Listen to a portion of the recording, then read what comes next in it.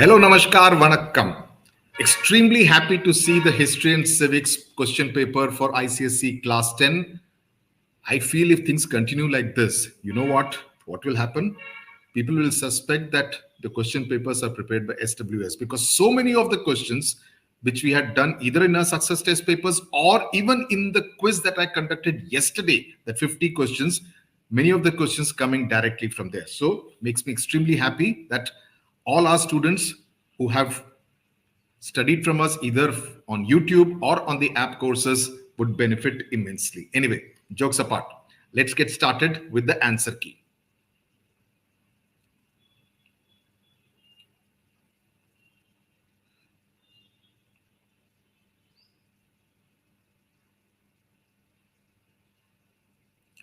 Okay, so this is your question paper. Let's get started.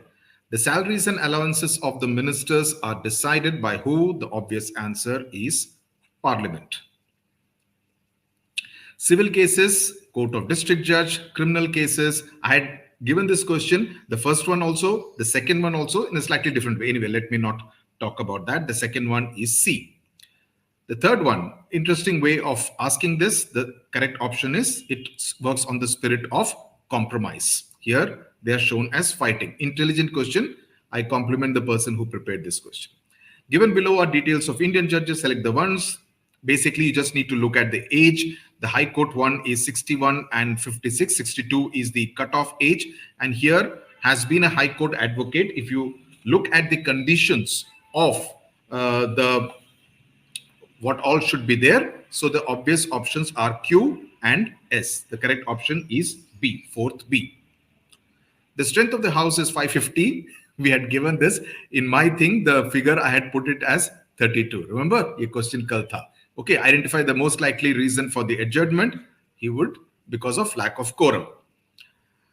During a hung assembly where no person this thing, again, the president, I had said what would be the advice on under what powers can the president decide to do his own thing instead of listening to the advice of the prime minister. So what power is the president exercising? Sixth, C, discretionary. Read the two statements, which is the following. Seventh, B. This is because he wanted to establish a socialist state, because this would establish socialism where everyone will be equal. The landlords will not have more powers. So that means he was this is not true, does not work, this does not work. So this is the most obvious choice. The Dash Act aimed at introduce equality between British and Indian judges. Again, same question asked, Ilbert Bill. The Rowlatt Act was called the Black Act because Indians could be arrested without a warrant. Who organized the Delhi Darbar? Lord Lytton. I thought this was an interesting way of asking the question. The right option would be 11th C. Okay, do not get confused between this, because here also the thing was protest by writing letters. Given below are the objectives of the Indian National Army. Identify the odd one out. The odd one out is this one, 12th D. 13th, again, same thing. We had done Raja Ram Mohan Roy. Which of the following is not a consequence of the Second World War? 14th A is the right option. Identify the principle of Panchsheel. 15th A.